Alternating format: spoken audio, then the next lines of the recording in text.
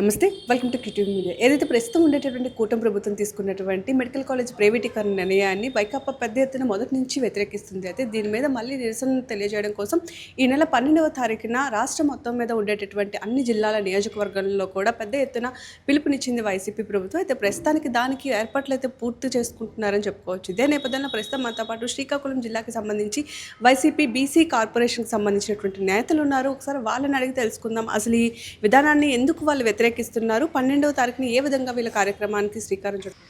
Sir మీరు చెప్పండి. ప్రభుత్వ మెడికల్ కాలేజీలని పీపీపీ విధానం ద్వారా ప్రైవేటీకరణ చేస్తే అసలు ఏ మేరకు నష్టం జరుగుతుంది అనుకుంటున్నారు? ముఖ్యంగా ఏ వర్గం వారు ఎక్కువ నష్టపోతారు అనుకుంటున్నారు?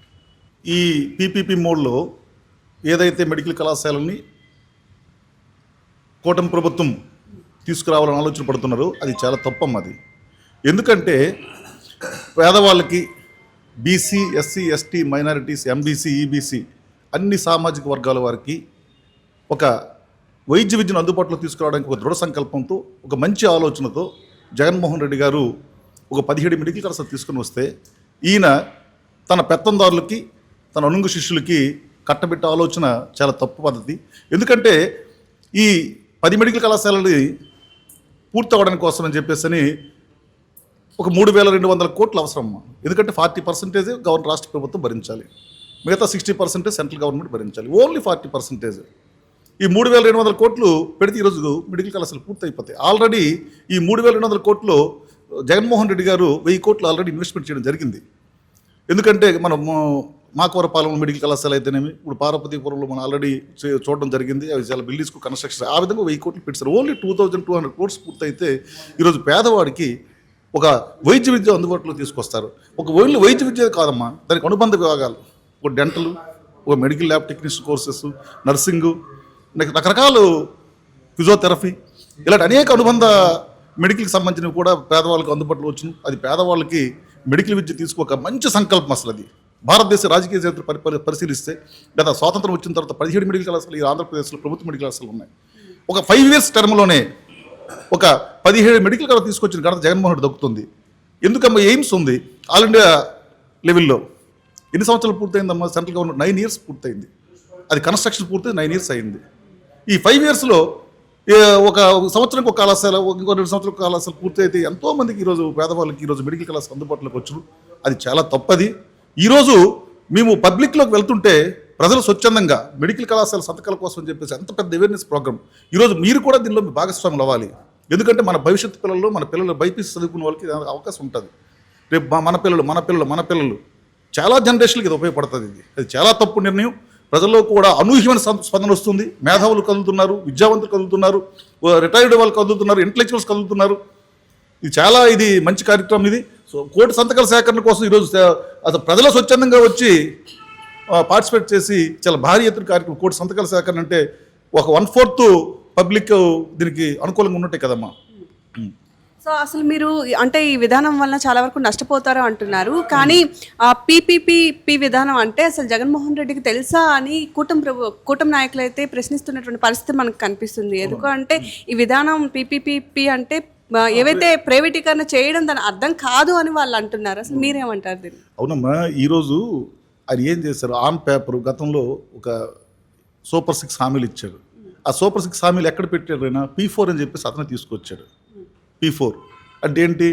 చాలామంది ఈ రాష్ట్రంలో ఉన్న చదువుకున్న ఉద్యోగుల పిల్లలు వాళ్ళకి ఏంటంటే స్కిల్స్ డెవలప్మెంట్ ప్రోగ్రామ్స్ కోసం ట్రైనింగ్ ప్రోగ్రామ్ చేసేసి వాళ్ళకి ఏంటంటే స్కిల్స్ డెవలప్ చేసేసి చాలా కంపెనీస్లో జాబ్లు ఇస్తామని చెప్పేసి P4 విధానం తీసుకొచ్చాడు. ఈ మెడికల్ కళాశాలని ఎందుకు P4 విధానంలో తీసుకురావటం లేదు అంటే అది ప్రాక్టికల్గా ఇన్వెస్ట్మెంట్ పెట్టాలి. అదే ఆన్ పేపర్ ట్రైనింగ్ సెంటర్స్ అనుకోమ్మా, పేపర్లు రాసేసి ఆల్రెడీ ఇంతమంది నిరుద్యోగులకి మేము స్కిల్స్ డెవలప్మెంట్ చేస్తామని చెప్పేసి on paper పంపించవచ్చున్నది.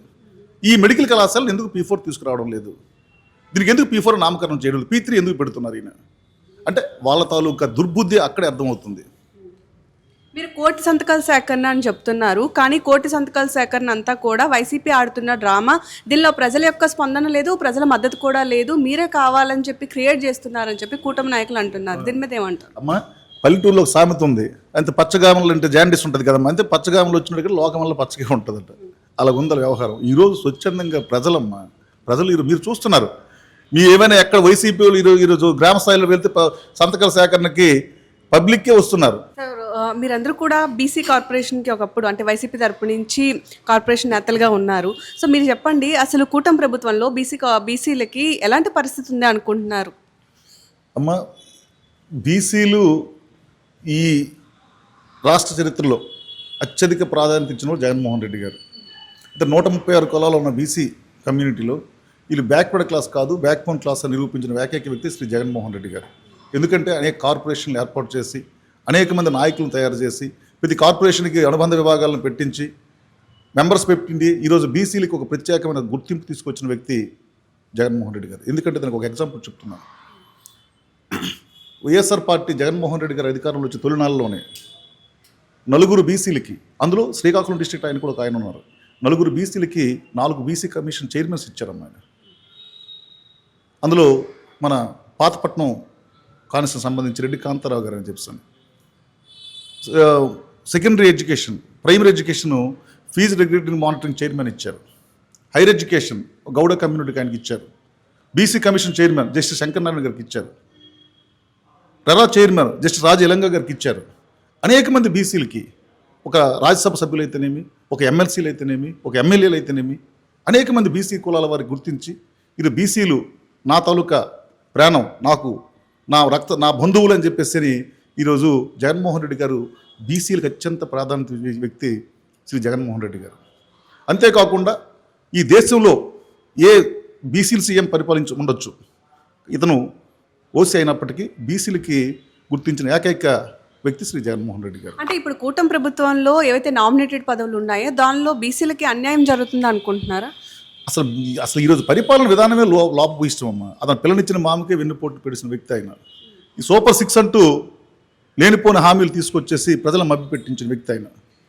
A BC super 6లో ఏ హామీ అని నిలబెట్టారమ్మా? ఇప్పుడు రైతులు కానీ రైతు భరోసా అని చెప్పేసి ఏదో పదం పెట్టేసి పెట్టారు. 2 years అయింది. ఎవ్రీ డే అని చెప్పారు 20,000 చెప్పారు, 40,000 ఇవ్వాలి. కానీ ఇచ్చింది ఎంతమ్మా? 5,000 రూపాయలు మాత్రమే. అంటే 35,000 రూపాయలు ఈరోజు ప్రతి రైతుకి ఆయన బకాయి పడ్డాడు. ఫీజు రీఎంబర్స్మెంట్, అసలు చదువుకున్న వాళ్ళు ఏంటి, డబ్బు లేకపోయినా ఫీజు ఆ రోజు జగన్మోహన్ రెడ్డి గారు, రాజశేఖర రెడ్డి గారు ఫీజు రీఎంబర్స్మెంట్ పథకాన్ని తీసుకొచ్చేసి ఎంతోమంది పేద పిల్లలకి, బీసీ పిల్లలకు, ఎస్సీ పిల్లలకు, ఎస్టీ పిల్లలకి, ఎంబీసీ పిల్లలకు, ఈబీసీ పిల్లలకు, అనేక మంది వాళ్ళకి చదువుకు అవకాశం కల్పించారు. ఈరోజు వాళ్ళు ఏం జరుగుతున్నారు, ఈ ఫీజు తాలూకా రీఎంబర్స్మెంటు 4,900 కోట్లు ఈ 7 quartersలో ప్రభుత్వం బకాయి పడ్డది. ఓన్లీ 700 crores మాత్రమే రిలీజ్ చేసేసి మిగతా 4,200 కోట్లు బకాయి పడి ఈరోజు పిల్లలు మనోవేదనకు గురవుతున్నారు. ఫీజు రీఎంబర్స్మెంటు ఈ సొమ్ములు కట్టుకోలేక ప్రభుత్వం చెల్లించక, ఆ విధంగా అన్ని వర్గాల వారికి ఆయన నష్టపెడుతున్నారు. ఒక ఎన్ఆర్ఐ కోట పెట్టడం ఇందులోన మీరు ఎవరికి అర్థం కావడం లేదు. 70 లక్షలు కట్టాలి ఎన్ఆర్ఐ. అదే అమెరికాలో ఉండే మన వాళ్ళు అక్కడ చదవాలంటే కొన్ని కోట్ల రూపాయలు అవుతుంది. వాడు వచ్చి ఇక్కడ ఈ 70 లక్షలతోటి పూర్తి. అదే పేదవాడైతే అంత కట్టక్కర్లేదమ్మా. పేదవాడికి ఇస్తే ₹1,00,000 2 లక్షల్లోనే అయిపోద్ది పేదవాడికి. 70 లక్షలు పేదవాడు ఎక్కడ కట్టగలడమ్మా? మీకు అర్థమవుతుందమ్మా? ఇదంతా గమ్మత్తైన విషయం అమ్మా. సత్యకుమార్ యాదవ్ అంటాడమ్మా, ఆయన ఆరోగ్య శాఖ మంత్రి. అతను ఒక ఆర్ఎస్ఎస్లో ఒక పనిచేసి అతను ఆడే మాటలు ఈ విద్య మీద అతను దాని కన్సల్ట్ మినిస్టర్ ఏం మాట, చంద్రబాబు నాయుడు గారు ఏ స్క్రిప్ట్ ఇస్తే ఆ స్క్రిప్ట్ చదివేస్తున్నాడు ఆయన. అవగాహన ఆయనకే లేదమ్మా. ఇదేంటి మేము కోరేవేంటి? ఏంటి కోరాం? నువ్వు స్వాతంత్రం వచ్చిన దగ్గర నుంచి 2019 దాకా ఈ రాష్ట్రంలో 12 మెడికల్ కాలేజీలు ఉన్నాయమ్మా. జనవరి వచ్చిన 12 మెడికల్ కాలేజీలు వచ్చాయి. ఇది పేదవాడికి విద్య అందాలి, పెద్దలు చెప్పినట్టు వైద్యం అందాలి, రెండు అందడానికి ఆలోచన. తర్వాత లక్ష్మణరావు మేస్టర్ చెప్పినట్టు యాంటిసిస్టరీ ఎన్నమ్మా, ఇవన్నీ పేదవాడికి అవకాశం ఉంటుంది కదమ్మా. డెంటల్ కానీ, నర్సింగ్ కానీ, ఫిజియోథెరపీ కానీ ఇవన్నీ అవకాశం ఉంటుంది కదా. ఇది ఓన్లీ వాళ్ళ తాలూకా బినామీలకి లాభం చేసే ప్రక్రియ తప్ప ఇంకో ప్రక్రియ కాదమ్మా. ఈ విధానం చాలా తప్పు, ప్రజల్లో వ్యతిరేకత కదా. నీకు ఒక ఇంటెలిజెన్స్ డిపార్ట్మెంట్ ఉంది కదా రాష్ట్రంలో, ప్రభుత్వం కంట్రోల్లో ఒక ఇంటెలిజెన్స్ డిపార్ట్మెంట్ ఉంది. ఇంత వ్యతిరేకత వస్తుంది. ఒక తప్పుడు నేను తీసుకున్నావు, నువ్వు విత్డ్రావమంటున్నావు కదా. నువ్వు ప్రధాన ప్రతిపక్షంగా నువ్వు తీసుకున్నాను అని పునరాలోచించి ఆ ఆ పీపీ స్టేట్ నువ్వు విత్డ్రావమంటున్నావు కదా. నువ్వు ఎవరమ్మా, ఎవరు చెప్తే సంతకాలు పెడతామా? రోడ్డు మీద పెడితే వేలాది మంది సంతకాలు పెడుతుంటే ఎవరు బలం పెడతామా? ఓకే, ఇది బలం. మరి మేము ధర్నాలు చేస్తుంటే పర్మిషన్ నీకే అబ్జెక్షన్? దీనికి ప్రజాస్పందన లేదంటున్నారు కదమ్మా ప్రభుత్వం వాళ్ళు. అధికారంలో ఉన్న వ్యక్తులు దీనికి ప్రజాస్పందన లేదంటారు కదా. మేము ధర్నాలు చేస్తుంటే మమ్మల్ని అరెస్టులు చేసి ముందండి అరెస్టులు చేసి మా ప్రజాసంబద్ధంగా మేము చేస్తున్న కార్యక్రమానికి ఎందుకమ్మా భయపడుతున్నారు? ప్రజల స్పందన లేకపోతే వాళ్ళ మాటలకి ఏంటి ఉదయం కూడా కనెక్షన్ ఉండదు, ఉదయం కూడా ఉండదు. రైట్ సార్, మీరు చెప్పండి.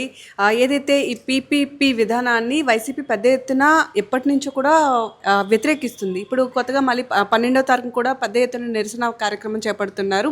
అసలు ఎందుకు ప్రజలకు ఏం చెప్పి పిలుపునిస్తున్నారు? ప్రజల నుంచి అసలు మద్దతు వస్తుందంటారు? కోటి సంతకాల సేకరణ కోసం గ్రామాల్లో మేము వెళ్తూ ఉంటే ఎగబడిపోయి నేను సంతకం పెడతానని వచ్చి సంతకాలు చేసి పంపించేస్తున్నారు. చిన్న పాపులేషన్ కలిగిన పంచాయతీకి వెళ్ళినా ఒక 500 పాపులేషన్ పంచాయతీకి 100 మంది సంతకాలు చేస్తున్నారు. 1000 పాపులేషన్ కలిగిందా 250 మంది సంతకాలు చేస్తున్నారు.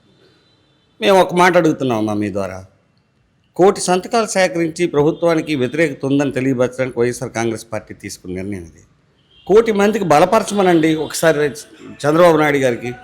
ఇది ప్రజలు కోరుతున్నారు, ఈ పీపీపీ మోడల్ మేము తీసుకొస్తున్నాం, ఇది ప్రజలలో మేము పెడుతున్నామని చెప్పేసి సంతకాల సేకరణ చేయమనండి. మా అంత స్పందన వాళ్ళకి వస్తుందేమో చూద్దాం. కరెక్ట్గా అని పాలసీని ఒకటి తీసుకొచ్చి మీ మనుషులకు కట్టబెట్టాలన్న ఒక అభిప్రాయంతో ఈ పాలసీని తీసుకొచ్చారు పీపీపీ మోడల్ అనేది. ఇది కరెక్ట్ కాదు, ప్రజలు గమనిస్తూ ఉన్నారు, వ్యతిరేకిస్తున్నారు. బలంగానే రేపు జరగబోయే కార్యక్రమానికి ప్రతి నియోజకవర్గంలోనే పెద్ద ఎత్తున జన సమీకరణ జరుగుతుందని మేము నమ్ముతున్నాం. సార్ చెప్పండి, 12వ తారీఖున మీరు పెద్ద ఎత్తున నిరసన కార్యక్రమం చేపట్టనున్నారు ప్రభుత్వ కాలేజీల ప్రైవేటీకరణ వ్యతిరేకిస్తూ. అసలు ఆ రోజు ఏం చేయబోతున్నారు? ఆ కార్యక్రమం ఎలా ఉండబోతుంది? ఇప్పుడు ఈ ప్రభుత్వం చేపడుతున్న కార్యక్రమాల ద్వారా ఏంటంటే, గత ప్రభుత్వంలో వైసీపీ ప్రభుత్వంలో జగన్మోహన్ రెడ్డి గారు రాష్ట్రానికి 17 మెడికల్ కాలేజీలని కేంద్ర ప్రభుత్వం ద్వారా శాంక్షన్ చేయించడం జరిగింది.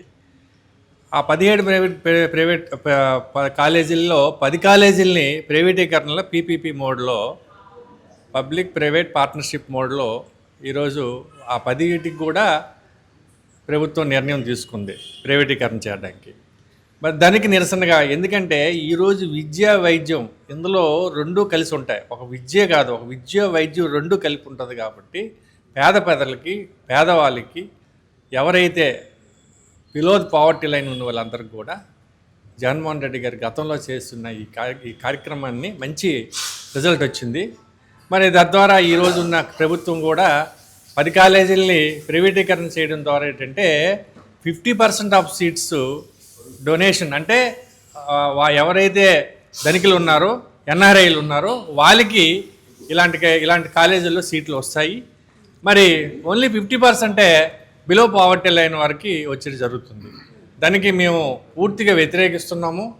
ఈరోజు వైసీపీ వారు మరి సుమారు అన్ని నియోజకవర్గాల్లో 175 నియోజకవర్గాల్లో కూడా సుమారు 60,000 చొప్పున 1 కోటి సంతకాలను సేకరించి రేపు 12వ తారీఖున మరి భారీ స్థాయిలో ర్యాలీలు నిర్వహించి, మరి అది కూడా మన ప్రతి తహసీల్దార్కి కానీ కలెక్టర్ గారికి కానీ జాయింట్ కలెక్టర్ గారికి కానీ ఎవరైతే అధికారులు ఉన్నారో వాళ్ళకి మరి మా ద్వారా వాళ్ళకి విన్నపించడం జరుగుతుంది.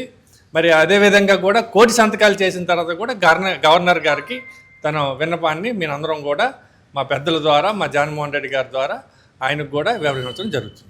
సార్ ఇప్పటికే మనం చూసుకున్నట్లయితే అంటే వైసీపీ చేపడుతున్న అనేక కార్యక్రమాలకి పర్మిషన్ ఇవ్వనటువంటి పరిస్థితిని మనం చూస్తున్నాం. మరి రేపు జరగబోయే ఈ కార్యక్రమానికి పర్మిషన్ వస్తుంది అనుకుంటున్నాం. పర్మిషన్ అంటేటమ్మా ఇది ప్రజాస్వామ్యంలో మీకు హక్కు ఉంటుంది, మాకు హక్కు ఉంటుంది. లేదనేది ఎలా జరుగుతుంది? ప్రజల్లో ఒక చైతన్యం వచ్చింది. ఇది ఒక మా కార్యకర్తల్లో కాదు, పబ్లిక్లో ఎక్కడ ఏ కాలేజీలోకి వెళ్ళా కూడా ఈరోజు ప్రభుత్వం చేపడుతున్న కార్యక్రమం ఈ ప్రైవేటీకరణ అనేది చాలా నిరసన తెలియజేస్తున్నారు. మరి ఆ ద్వారా కూడా చాలామంది కూడా పబ్లిక్ కూడా వచ్చి మాలో పార్టిసిపేట్ చేస్తారు. ఇదంతా కూడా ఒక ట్రెండ్ అది. ఎందుకంటే ఈరోజు చేస్తున్న కార్యక్రమాన్ని ఎవరు కూడా హర్షిస్తడం లేదు. తప్పనిసరిగా దానికి పర్మిషన్ అనేది అవసరం కాదు, మనం వెళ్ళి విన్నపం ఇస్తున్నాం కాబట్టి తప్పనిసరిగా అది విజయవంతం అవుతుంది. మనమేమి అల్లర్లు గొడవలు ఏం చేయట్లే కదా, ప్రశాంతంగా శాంతియుతంగా చేస్తాం కాబట్టి తప్పనిసరిగా అది విజయవంతం. సో చూస్తున్నారు కదా, ఇది ప్రస్తుతం ఏదైతే పీపీపీ విధానానికి సంబంధించి ఏదైతే కూటమి ప్రభుత్వం తీసుకుంటున్న నిర్ణయానికి వ్యతిరేకంగా వైసీపీ కోటి సంతకాలను సేకరణ చేస్తుందో దానికోసం విలేజెస్లోకి వెళ్తే ఎవరు ఫస్ట్ సంతకం చేయాలా అని చెప్పి పోటీ పడుతున్నారని చెప్తున్నారు. అందుకే ప్రజలకు మద్దతుగా ప్రజలకు న్యాయం చేయడం కోసం వీళ్ళు ఈ విధానానికి వ్యతిరేకిస్తూ 12వ తారీఖున పెద్ద ఎత్తున నిరసన కార్యక్రమాన్ని అయితే చేపడుతున్నామని చెప్తున్నారు. దీనికి పెద్ద ఎత్తున ప్రజల నుంచి కూడా స్పందన వస్తుంది అంటున్నారు. మరి వైసీపీ చేయబోతున్నటువంటి 12వ తారీఖు ఈ నిరసన కార్యక్రమం మీద మీరేమంటారు? మీ అభిప్రాయాన్ని కూడా ఖచ్చితంగా కామెంట్ రూపంలో పోస్ట్ చేసేయండి. Keep watching our channel.